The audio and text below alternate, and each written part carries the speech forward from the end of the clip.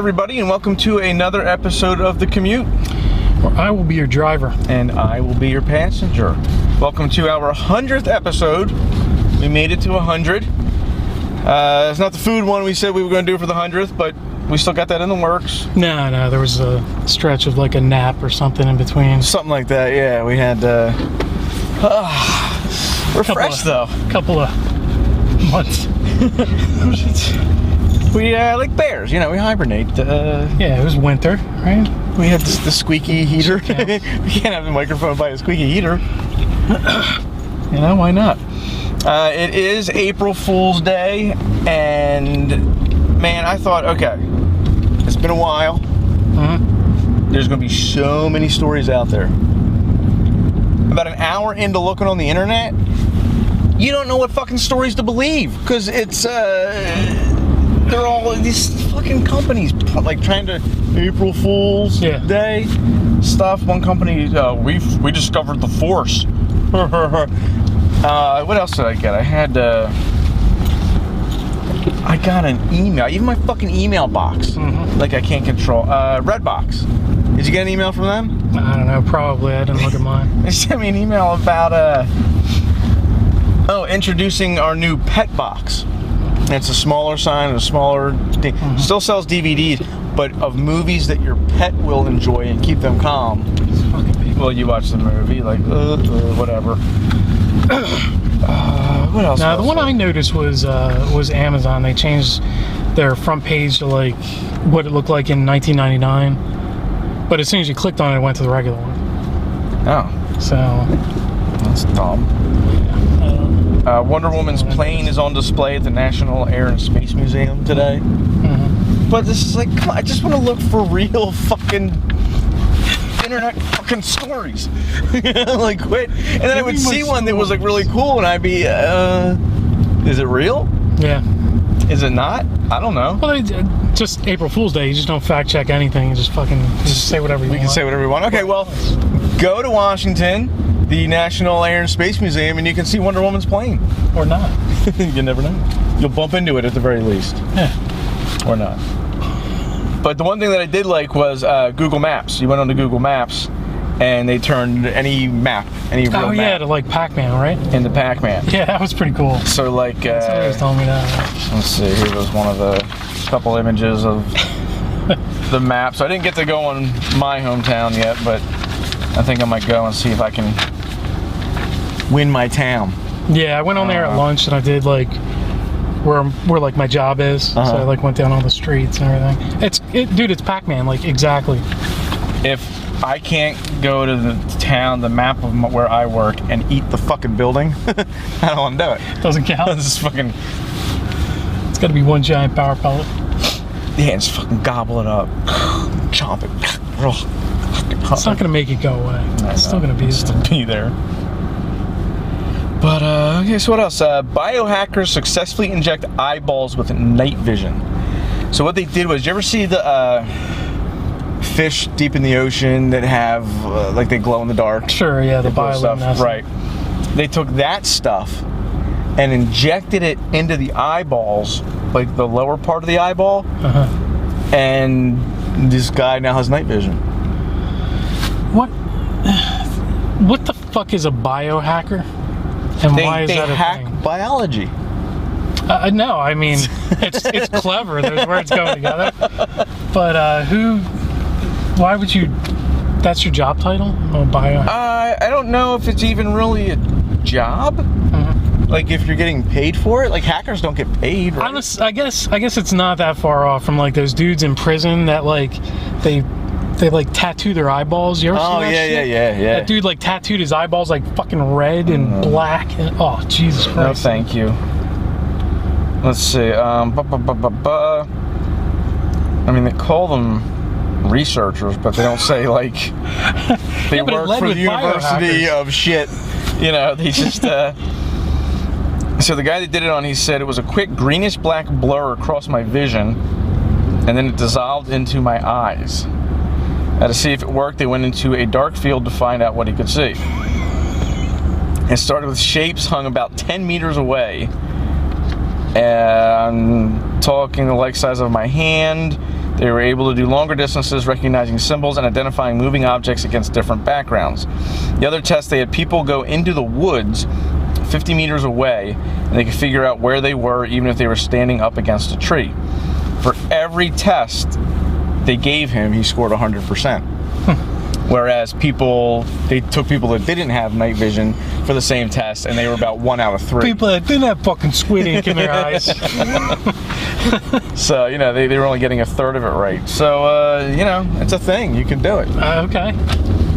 I'd be curious to see if it lasts forever, or if your body will just absorb that. Yeah, you need a glow in the dark stuff. You need a squid ink refill every 6 months or so. But if your body absorbs, do you glow then? I don't know. I mean, glowfish? That'd be kind of a decent thing. What if you signed up, you had whatever your eye doctor was, and every time you go in for your eye doctor appointment every 6 months, they update. They re-up you. Yeah, just like the glaucoma fucking dots, they update your night vision. But I mean, me personally, I don't need night vision. No, you don't need it, but it'd be fucking awesome. At the cost of getting needles in your eyes every 6 months? Well, no. I mean, they'd have to have something better than needles. Let's be serious here. Just eye drops? Yeah. Just squid ink eye drops. Night vision contacts? Right. There's got to be a better way. This is the ground floor we're talking about here. It's got to be... Okay, so you're talking in the future once they perfect? Right. It's going to be eye drops sounds perfect. That sounds perfect. I would do eye drops. That's doable. I'm in for it. And we'll go out and we'll do, I don't know, some shit in the dark. Whatever. It's, who's going to put a stop to it? The headlight industry. Oh, yeah.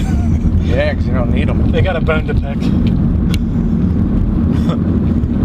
Anything you do, you'd be like, this is fun and all, but if we could do it outside in the dark, or even inside, turn out the fucking lights. Yeah. You would save electricity. The electric company's going to be mad. Well, you don't need lights on in your house anymore. You could fuck with people that don't have the drops, too, which would be awesome. That would be fantastic. Yeah. But, the other thing that was fuck is that, isn't there that restaurant in New York where all the lights are out? Yeah. So now you see that they're giving you, no, you spit in the food. I saw it. Take it back. Girl, left side of the wall, the waiter has his dick 2 inches from your face. I'd see it. I got night vision. Put the fucking Hardee's bag away. I see it. Okay, another good topic I came across today was a drug-dealing tranny priest who owned a sex shop. What? Why? While he was suspended, he's a suspended Catholic priest who dealt methamphetamines, owned a sex shop, and occasionally engaged in sex acts with men while cross-dressed. He's asking a judge for leniency. Speaking of cross-dressing, did you see that thing at the NSA headquarters last week? No. These two guys were out on a bender overnight, and they got all fucked up, all drunk. Yes. And they were in drag at the time, and they took a wrong turn or something and ended up crashed through the fucking gate. Yeah, going into the NSA fucking headquarters, their back road or something. Crashed into a police car. They shot the one guy, killed him. Shit. And the other guy, last I heard, was in the hospital. Yeah. He's not doing well. So back to the priest. That was just I just remembered that. Cross-dressing makes things more exciting. Yeah. Let's see. Monsignor Kevin Whalen of the St. Augustine Parish in Bridgeport, Connecticut, first made headlines in 2013 when he was charged with dealing in crystal meth. He was caught after selling it to an undercover cop. He laundered the money from his drug operation through a sex shop that he owned. He apparently engaged in unpriestly behavior with odd-looking men while wearing women's clothes. How do they think they were odd-looking? What?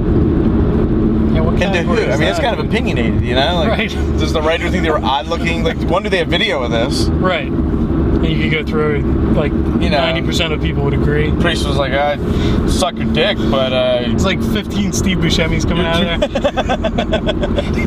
You're too pretty, I can't suck your cock. Nothing wrong with Steve Buscemi, man. But this priest, I think we'd agree that Steve Buscemi looks odd. He's odd. He's an odd looking guy. That's part of his he sells himself on that. They nicknamed him Monsignor Meth. This is a good name. But he's asking for leniency, citing his charitable works and more than 80 letters of support from higher-ups in the clergy. So he's saying, I did some bad, but I did do some good. A Catholic priest? Well, it says suspended Catholic priest. But he's still recognized by... I guess it's kind of like a president. Like, once you're president, you're always called president whoever. You're always called father. Yeah. I guess unless you get excommunicated. Yeah. He did agree to a prison sentence of 10 to 11 years when he originally pleaded guilty. But now he's asking the sentence be reduced to 4 years and 500 hours of community service. But, Monsignor Meth. And what time served on the community service? Because he was a priest? Probably. I don't know about that. I guess... this guy could write a book, though. Sure. It's not your typical priest who's just molesting kids. I wasn't just molesting kids. He's got his title already. Yeah. Monsignor Meth. You call the book Monsignor Meth. That's all. Make millions, retire, and be at it. And keeping with the, the sex industry, maybe Monsignor Meth will be buying one of these. I came across, and this is a real thing, the Lego Strip Club. The club is called the Foxy Blocks. This sounds like one of the April. No. This was legit. Really? You can look it up. Foxy Blocks. Whether it's really from Lego, I don't know. I doubt it, but you can buy it from DudeIWantThat.com for $275. What a deal for Legos. That probably is. That's probably cheaper than you would get like the Lego kit in a store. Dude, the friggin' what's the Death Star? The Death Star from the Legos? That's $400. So, Yeah, so buy like 4 strip clubs and, 3 strip clubs or whatever, you got a deal. Let's see, Citizens Lego Strip Club. Maybe it is, because every time they say Lego, it's in the capital letters. 80 plus sexy pad printed elements, the working LED lights, male entertainer, who's also the owner. They said could pass for Burt Reynolds. After the requisite 1 to 7 hours of Lego assembly time, turn on the strip club's Foxy Blocks light show, cue music, and tell those boxy bitches to lock on and get inverted. Is that like those you've seen like those one-off things that you do for, like, I don't know, they might make like a Doctor Who one, or like I think they made one for Serenity. You know what I mean? Like for like a popular show or something. Oh, like to do something special. Yeah, like I think there was like a Ghostbusters one. Yeah. But like it's not. Are those like production things, or is it just like a one-off thing that they put like in their Lego museum or whatever? I really don't know. I don't know. Reminds me of that story we were talking about. It was probably last year now, but the that ship that wrecked with all the Lego bricks on it. Yeah. And they were washing up on the beach. Let's see what else. The Lego Strip Club comes with hologram foil stamped wall pieces, 4 mini figures, batteries for the light show, and a full color printed box. The first 100 sets are also numbered. So you can go on to DudeIWantThat.com and purchase yourself. Maybe you like commission your own Lego set. Maybe that's what that is. And this isn't people that were commenting on it. This is 4 months old. So that is strange. I don't know the market for. I guess people with too much money that they could just blow it on silly thing to put in their house, or even fuck it, a club owner. Every strip club should have one of these. I don't know. I think you're kind of pricing yourself out of your market there with, if you're gearing it towards people that have enough money to buy that. I don't know anybody that's going to put a Lego strip club on display. I guess if you have like a Lego room and... Hey, Lego enthusiasts. You have people, that they buy everything Lego. Yeah. And if this comes out, we'll have to go on their website and see if they've sold the first 100 yet. Because, I'd only buy it if I got a numbered edition. Yeah. There's probably 90 or so of them left. If I had to guess. Hey, you could still get a single digit number. Sure, yeah. You could Lego be piece. in on the ground floor of the... And you could be a buddy of mine had a great invention. Talking about strippers. You get a barcode, right? Like a temporary tattoo barcode that you put on the stripper's thigh, and you can scan the stripper with your phone, and then you can tip them with the phone.